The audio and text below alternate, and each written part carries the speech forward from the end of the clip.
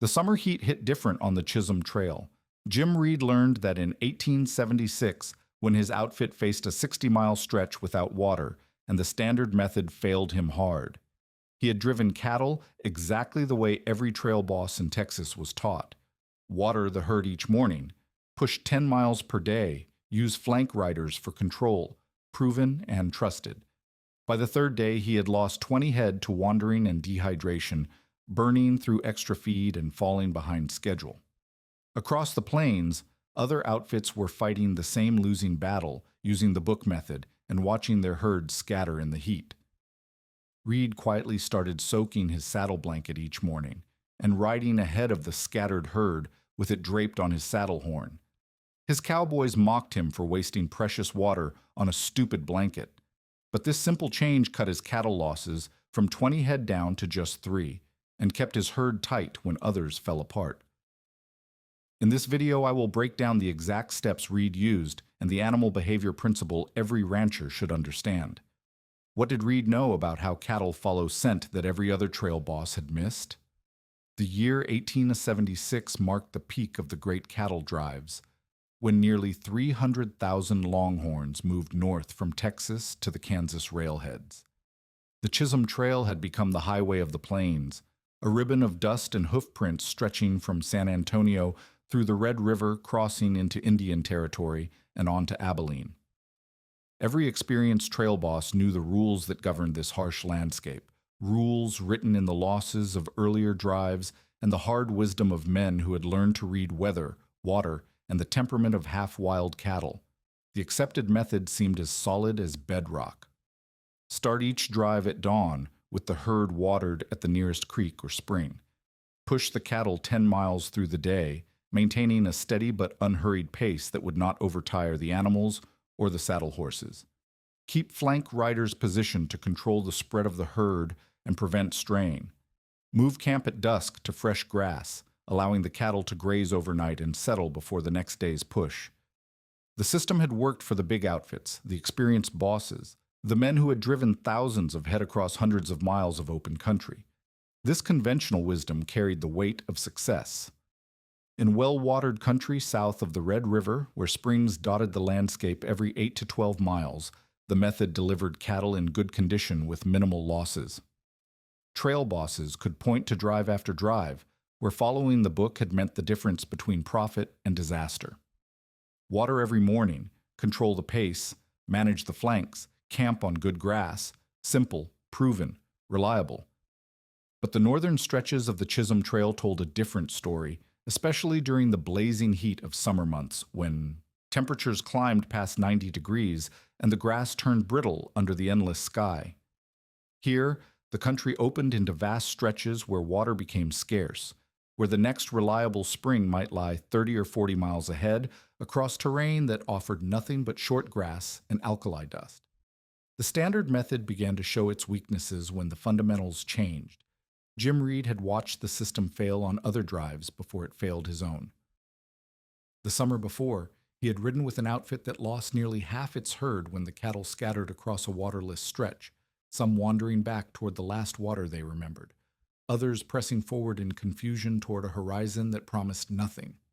The trail boss had followed every rule in the book, but the book had not been written for country where water lay 2 days apart and the sun turned the air into a furnace that sucked moisture from man and beast alike.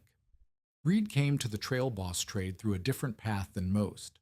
Born and raised in the brush country of North Texas, he had learned cattle handling from his father, a man who combined Scottish Highland shepherding traditions with the hard realities of Texas ranching. The elder Reed had emigrated from the moorlands of Scotland, where shepherds had developed techniques for moving flocks across barren terrain that offered few landmarks and fewer comforts. These methods had been refined over centuries of highland winters and endless stretches of heather and stone. The Scottish connection mattered less than the indigenous knowledge that had shaped Reed's understanding of the plains. A Comanche scout named White Scent Bear had taught him that cattle, like buffalo, followed scent trails more reliably than visual cues, especially when stressed by heat and thirst. The scout had explained that animals use smell to navigate, to find water, to stay connected to the herd when other senses failed them. This knowledge contradicted everything the conventional trail bosses believed about herd management, but Reed had seen it work in small ways during his years on the range. The idea of the wet saddle blanket had come to Reed during a minor incident on an earlier drive. His horse had been watered at dawn, and the saddle blanket had gotten soaked in the process. As he rode ahead of the herd that morning, he noticed that the lead cattle followed more closely than usual, their heads up, nostrils testing the air. When he stopped to adjust the blanket, the cattle stopped too, waiting, attentive.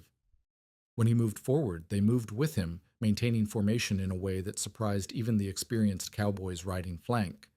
Most trail bosses would have dismissed the incident as coincidence, but Reed had been raised to pay attention to such moments. His father had taught him that animals revealed their instincts in small ways, and that a wise herder learned to read these signals and use them. The Comanche scout had reinforced this lesson, explaining that successful hunters and herders worked with animal behavior rather than against it.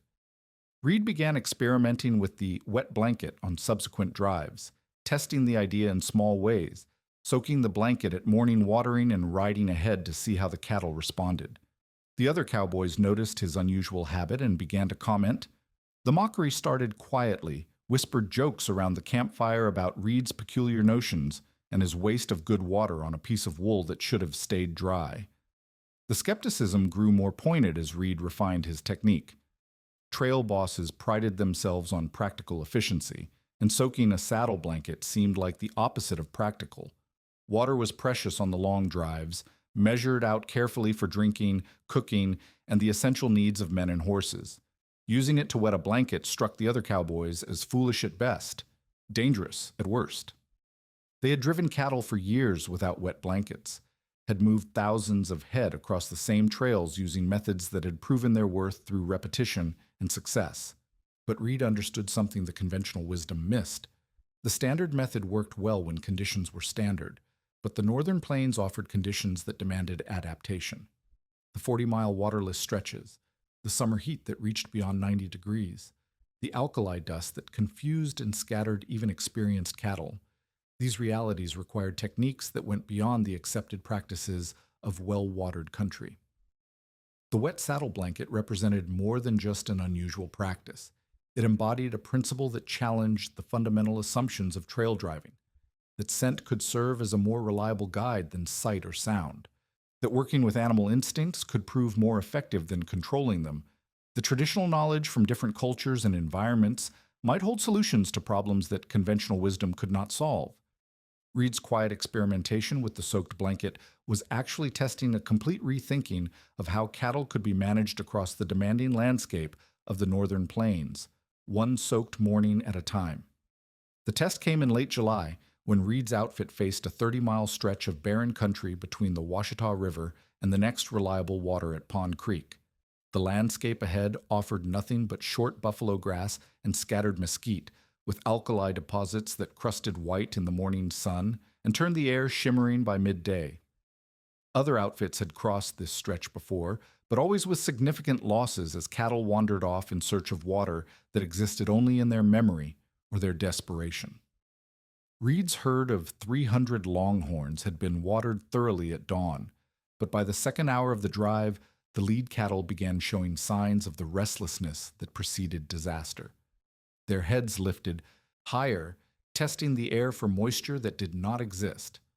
The older cows, veterans of previous drives, started to slow their pace and look back toward the Washita, their instincts telling them that safety lay behind rather than ahead. The younger steers began to drift outward from the main body of the herd, following individual impulses that would soon scatter them across miles of empty country. Bill Sanders, the foreman riding right flank, called out the first warning when he noticed a group of 15 head beginning to angle away from the main herd. Traditional flank riding required him to circle wide and pressure the strays back into formation using his horse, his rope, and vocal commands that carried across the open prairie. But the technique that worked well in familiar country proved insufficient when the cattle faced the stress of extended thirst and unfamiliar terrain.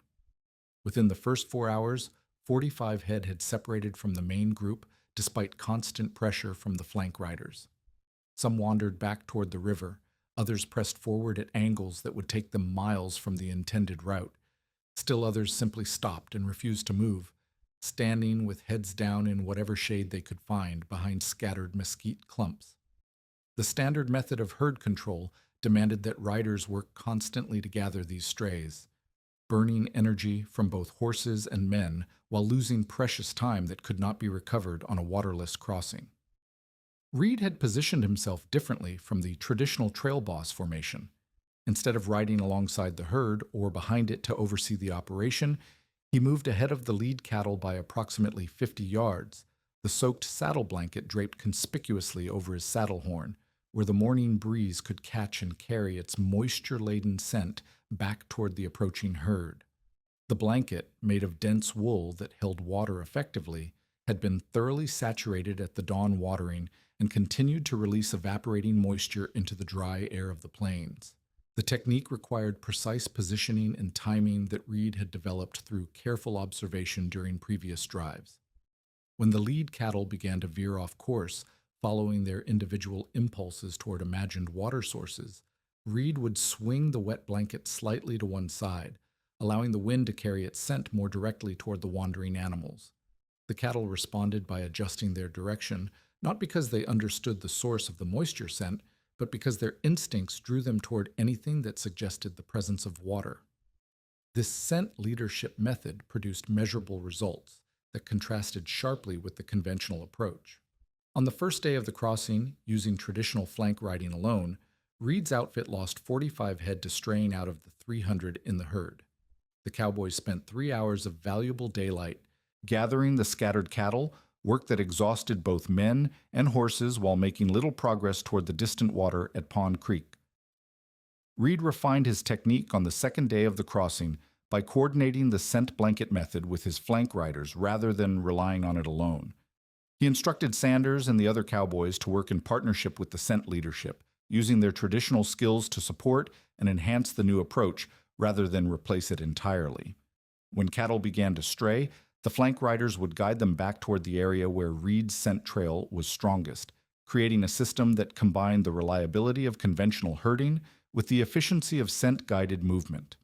The integrated approach reduced straying dramatically. Only 30 head separated from the main group on the second day, and these were gathered more quickly because they had not wandered as far from the central route. The cattle seemed to maintain better cohesion even when individual animals felt the urge to search for water, as if the constant presence of moisture scent provided reassurance that they were moving in the right direction. Reed tested the system further by varying his position relative to the herd and observing the results. When he rode too far ahead, beyond 75 yards, the scent became too diluted to influence the cattle's behavior effectively. When he rode too close, within 25 yards of the lead animals, they became agitated by the unusual formation and began to mill rather than follow. The optimal distance proved to be approximately 50 yards ahead of the herd's front edge, close enough for the scent to reach them reliably, but far enough to maintain the leadership dynamic that kept them moving forward. By the third day of the crossing, Reed had refined the technique enough to achieve remarkable results. Only 18 head strayed from the main group, representing just 6% of the herd compared to the 15% lost on the first day using conventional methods. The time required to gather strays dropped from 3 hours to less than 1 hour, preserving energy for both the outfit and the cattle while maintaining forward progress toward water. The success of the scent leadership method extended beyond simple mathematics of fewer strays. The cattle that remained with the main herd showed less stress and agitation than those in outfits using traditional methods alone. They maintained better condition throughout the crossing, arriving at Pond Creek in stronger shape and requiring less recovery time before continuing the drive northward. The technique had transformed a dangerous gamble across waterless country into a manageable challenge with predictable outcomes. Reed's Cowboys began to understand that the wet saddle blanket represented something more sophisticated than their initial skepticism had suggested. The method required skill to execute properly, coordination with existing techniques, and careful observation to refine and improve. It was not a replacement for traditional herding knowledge, but an enhancement that made conventional skills more effective under the demanding conditions of the northern plains. The challenge that nearly broke Reed's system came in early August, when the outfit approached the longest waterless stretch on the entire Chisholm Trail.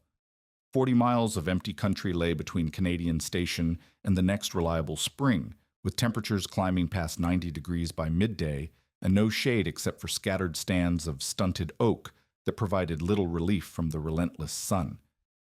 This crossing had claimed livestock and delayed outfits for years, representing the ultimate test of any trail boss's ability to manage both cattle and water across terrain that offered nothing but heat, dust, and distance. Traditional water management for such crossings followed a simple principle: carry what you could and push through as quickly as possible. Trail bosses loaded their chuck wagons with extra barrels, rationed water carefully among the crew, and drove hard to minimize the time spent in waterless country. The method assumed that speed and endurance would overcome the fundamental problem of insufficient water, but it placed enormous stress on both cattle and horses while offering no margin for error if conditions worsened or delays occurred. Reed recognized that his scent leadership technique, successful as it had proven for maintaining herd cohesion, would fail completely if the animals lacked the strength to respond to guidance. Dehydrated cattle became unpredictable, their normal behavioral patterns disrupted by the physiological stress of extended thirst. Even the most sophisticated herding methods could not compensate for animals that collapsed from heat exhaustion or wandered away in delirium. The solution required Reed to think beyond the immediate challenge of moving cattle and consider the broader logistics of water distribution across time and distance. Instead of treating the 40-mile crossing as a single endurance test, he began to envision it as a series of connected stages, each with its own water requirements and management strategies. This approach demanded advanced planning and resource positioning that went far beyond the conventional trail boss's responsibilities. Reed's first innovation involved restructuring the timing of water consumption to reduce stress during the hottest part of the day. Instead of watering the herd at dawn and then facing the full heat of afternoon with already thirsty animals, he shifted the schedule to water late in the morning, around 10 o'clock, when temperatures had risen but not yet reached their daily peak. This timing meant the cattle would face the hottest hours with relatively fresh water in their systems, while arriving at the next water source during the cooler evening hours rather than in the blazing heat of late afternoon. The technique required precise coordination between Reed and his advanced scout, who rode ahead to verify that the target spring remained reliable and had not dried up during the summer heat. The scout also marked the halfway point of the crossing with a prominent landmark, usually a distinctive rock formation or lone tree that could be seen from a distance. This midpoint marker became crucial to Reed's second innovation, the establishment of a water cache that would sustain the most critical animals through the final 20 miles. Reed instructed 2 of his cowboys to ride ahead with pack horses carrying 4 5-gallon barrels of water, positioning these supplies at the halfway marker a full day before the main herd arrived. The cache served specifically to maintain the saddle horses that controlled the herd, rather than attempting to water the entire 300 head of cattle from the limited supply. By keeping the horses fresh and responsive, Reed ensured that his herding techniques would remain effective even as the cattle grew increasingly stressed by thirst. The water caching system incorporated knowledge that Reed had gained from Swiss immigrant herders who had adapted alpine techniques to the Texas plains. These European drovers had learned to use natural stone formations as water storage, taking advantage of sandstone's ability to retain moisture while providing protection from direct sunlight. Reed modified this approach by selecting flat sandstone slabs at the cache site and creating shallow depressions that could hold water while minimizing surface area exposed to evaporation. More importantly, Reed discovered that covering the cached water barrels with canvas tarps dramatically reduced water loss during the crucial hours between placement and use. The first time he attempted the caching technique, exposed barrels lost nearly 5 gallons to evaporation during 12 hours of summer heat. By stretching tarps over the barrels and anchoring them with rocks, he reduced evaporation loss to less than 1 gallon over the same period, preserving precious water for the animals that needed it most. The integrated water management system proved its worth during the August crossing that had defeated other outfits.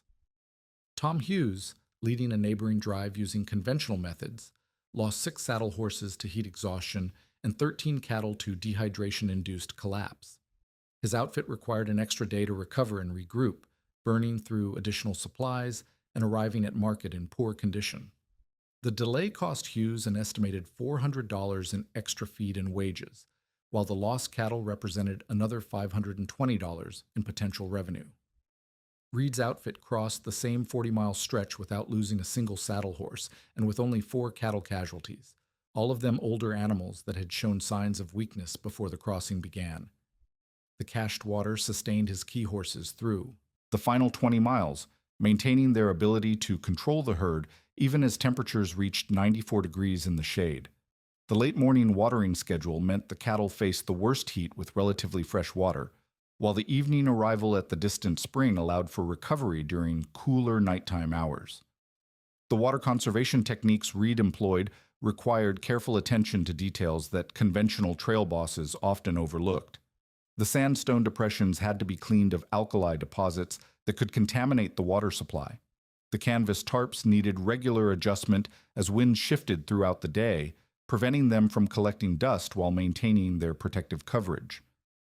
The timing of cache placement required coordination between multiple riders and precise knowledge of the herd's travel schedule. Most significantly, the water management system worked in partnership with the scent leadership technique rather than replacing it. Well-watered saddle horses could maintain the precise positioning required for effective scent guidance, while the reduced stress on the cattle made them more responsive to behavioral cues. The integrated approach addressed both the immediate challenge of herd control and the underlying logistical requirements that made such control possible across extended waterless distances. By the end of the August crossing, Reed had demonstrated that successful trail driving required more than traditional herding skills or even innovative behavioral techniques. The harsh environment of the northern plains demanded systematic thinking about resource management, advanced planning, and the integration of multiple technical approaches into a coherent system that could function reliably under extreme conditions. The security crisis struck at dusk on the second week of August, when Reed's outfit entered the rolling country north of the Canadian River, where wolves and coyotes had learned to hunt the cattle drives. The predators had discovered that trail herds offered easier targets than the scattered buffalo that once dominated the plains, and they had adapted their hunting patterns to take advantage of tired cattle, separated stragglers, and the inevitable confusion that came with moving large numbers of animals through unfamiliar territory. Traditional night security relied on a rotation of mounted guards who circled the bedded herd at wide intervals, usually 2 or 3 cowboys taking shifts through the dark hours. The system worked adequately when cattle remained calm and predators stayed at a distance, but it left dangerous gaps when wolves worked in coordinated packs or when cattle became restless and began to mill. A single guard could not cover more than a quarter-mile section effectively, and the spaces between guards created opportunities for predators to probe the herd's defenses. Reed faced the problem directly when his night guard reported 20 head missing at dawn.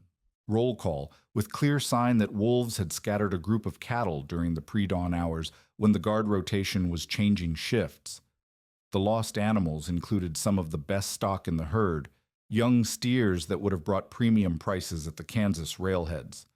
More troubling than the immediate loss was the evidence that the wolves had not killed the cattle but had simply scattered them, driving them away from the main herd and into the broken country where recovery would be difficult and dangerous. The solution required Reed to expand his scent leadership technique beyond its original purpose of maintaining cohesion during daylight drives. He began positioning the dampened saddle blanket at strategic points around the bedded herd during evening hours, creating what he called scent anchors that would provide calming influence throughout the night. The technique demanded careful observation of wind patterns and herd behavior, since the wrong placement could agitate rather than calm the animals. Reed's first innovation involved establishing a twilight perimeter ride that combined traditional guard duties with systematic scent placement. Instead of simply circling the herd at a distance, the evening guard would stop at predetermined positions and hang dampened cloth strips from his saddle gear, creating multiple scent points around the herd's perimeter. The cloth strips, cut from old blankets and soaked in the evening watering, provided smaller but more widely distributed scent sources that reinforced the cattle's sense of security. The technique proved most effective when Reed coordinated with White Scent Bear, the Comanche scout who had taught him the fundamentals of scent-based animal management. The scout brought knowledge of buffalo herding that translated directly to cattle control, particularly the use of coordinated scent trails to influence the movement of large groups across dangerous terrain. White Scent Bear showed Reed how to position scent anchors so that they worked with natural wind patterns rather than against them, ensuring that the calming influence reached the maximum number of animals. The indigenous approach to predator management differed fundamentally from conventional cowboy methods.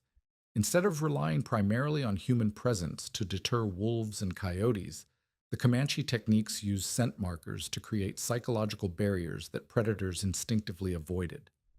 White Scent Bear demonstrated how to drag dampened buffalo hides along the ground at 50-yard intervals around the bedded herd, leaving scent trails that suggested human activity, even when no guards were present in those specific locations. Reed adapted this technique by having his night guards drag wet cloth bundles behind their horses during perimeter rides, creating continuous scent trails that reinforce the presence of the main camp while extending protection beyond the range of visual or auditory deterrents. The method required the guards to adjust their riding patterns, following deliberate routes that maximize scent coverage, rather than simply maintaining visibility of the herd from convenient vantage points. The integrated security system produced dramatic results during the first week of implementation. Night losses dropped from 20 head to 6, with clear evidence that predators had tested the herd's defenses, but had been deterred by the scent barriers before they could scatter significant numbers of cattle. The remaining losses occurred primarily among animals that had bedded beyond the scent perimeter, reinforcing the importance of proper positioning and coverage. River crossings presented a different but equally dangerous security challenge when Reed's outfit reached the Arkansas River crossing in late August. The standard approach to river crossings emphasized speed and momentum, driving the herd into the water quickly to prevent hesitation and maintain forward movement. But this method often resulted in the herd breaking into multiple groups as stronger swimmers pulled ahead while weaker animals fell behind, creating chaos that could scatter cattle for miles along both banks of the river. Reed learned an alternative approach from Angus McRae, a German immigrant drover who had adapted European techniques for moving cattle across alpine streams.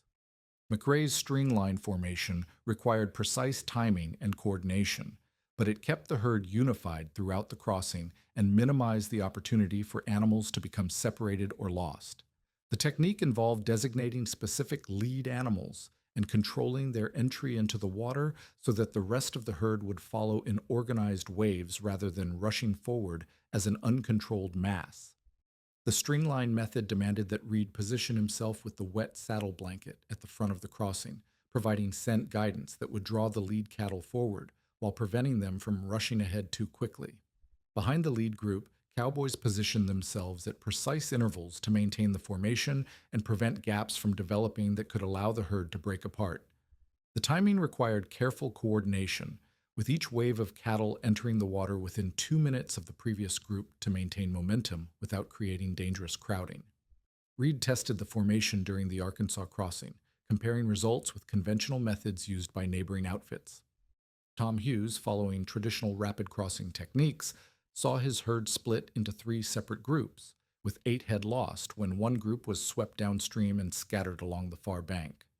Hughes required 2 hours to regroup his scattered cattle, during which time several animals wandered into thick brush, where recovery proved nearly impossible.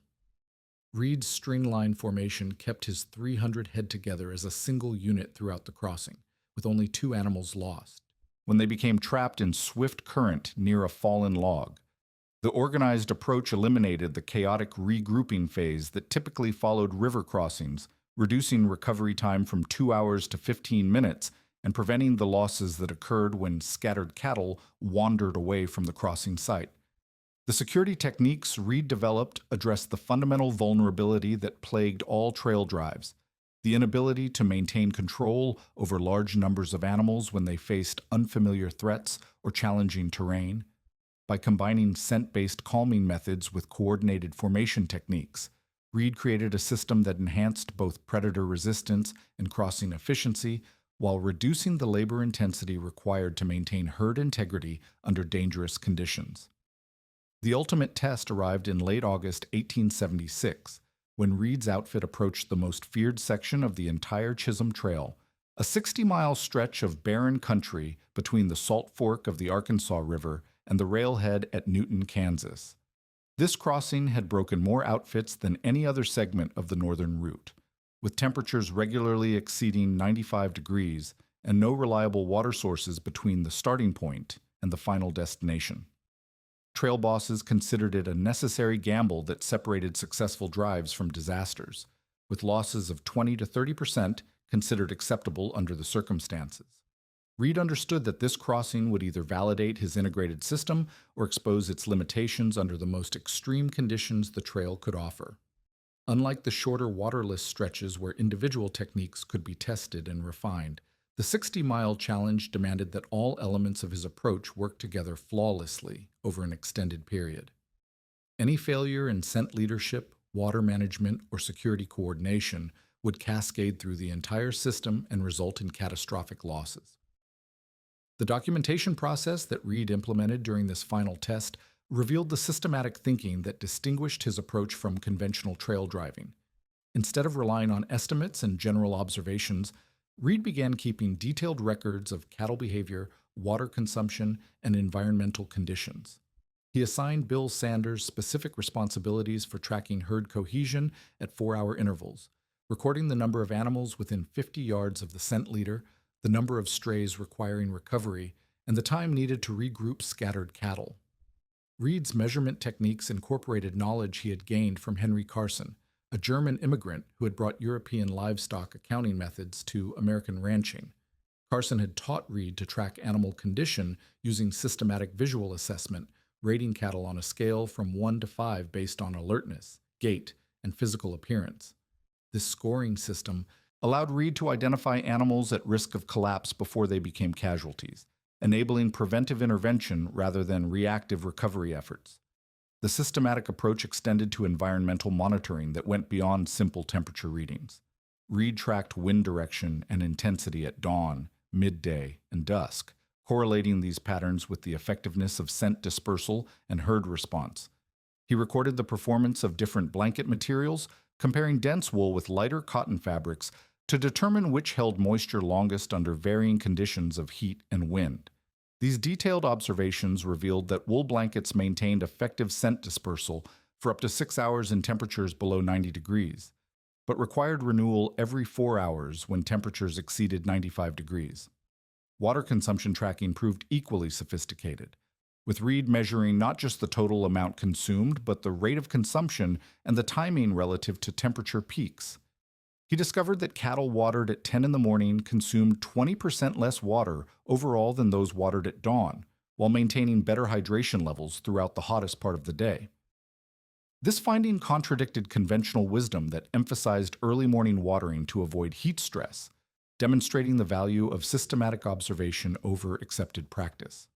The 60-mile crossing began on August 28th, with Reed's outfit of 300 head-facing conditions that had defeated Tom Hughes just 2 weeks earlier. Hughes had lost 52 head during his crossing attempt, forcing him to abandon the drive and sell his remaining cattle at a significant loss rather than risk further casualties. Other outfits that season had suffered similar defeats, with some losing more than half their herds to the combination of heat, distance, and inadequate water management. Reed's integrated system performed with precision that surprised even his experienced cowboys. The scent leadership maintained herd cohesion so effectively that only 12 head required individual recovery over the entire 60-mile distance, compared to the typical 40 to 60 strays that conventional methods generated on shorter crossings. The water caching system sustained the saddle horses throughout the most critical phases, ensuring that herding capability remained intact even as temperatures reached 97 degrees on the second day. Security coordination proved equally effective when a pack of wolves tested the herd during the second night, attracted by the scent of stressed animals and the opportunity for easy hunting. The integrated scent barrier system deterred the predators without requiring aggressive intervention from the night guards, preventing the stampede that often resulted when wolves triggered panic among already stressed cattle. Only 2 head were lost to predation, both animals that had bedded outside the established security perimeter. The measurement results documented the system's superiority with unprecedented precision. Reed's detailed records showed total losses of 14 head over 60 miles, representing a loss rate of less than 5% compared to the 17 to 20% typical of conventional methods. Water consumption per animal averaged 32 gallons over the 3-day crossing, significantly less than the 45-gallon average that conventional wisdom suggested was necessary for such distances. The economic impact extended beyond simple cattle preservation to include time savings and labor efficiency. Reed's outfit completed the crossing in 2 days and 18 hours, arriving at Newton ahead of schedule and in condition to command premium prices at the railhead. The systematic approach eliminated the extended recovery periods that conventional drives required after difficult crossings, allowing immediate transition to the next phase of operations. Word of Reed's success spread quickly among the trail driving community, but the adoption of his methods followed a pattern of gradual acceptance rather than immediate widespread implementation. Experienced trail bosses proved reluctant to abandon techniques that had served them adequately in easier conditions, viewing Reed's systematic approach as unnecessarily complicated for routine drives. However, those who faced the most challenging conditions began incorporating elements of his system, particularly the water caching techniques and basic scent leadership methods. The knowledge transfer process revealed the importance of documentation in preserving and transmitting technical innovations. Reed's detailed records provided specific measurements and procedures that other trail bosses could adapt to their own operations rather than relying on vague descriptions of successful techniques. The systematic approach to knowledge preservation ensured that improvements developed under extreme conditions could be applied to routine operations, raising the overall standard of trail driving efficiency and animal welfare across the entire industry. By 1877, trail driving manuals published in Kansas and Texas began referencing water caching techniques and the importance of animal behavior management for successful long-distance cattle drives, marking the beginning of Reed's lasting influence on American ranching practices.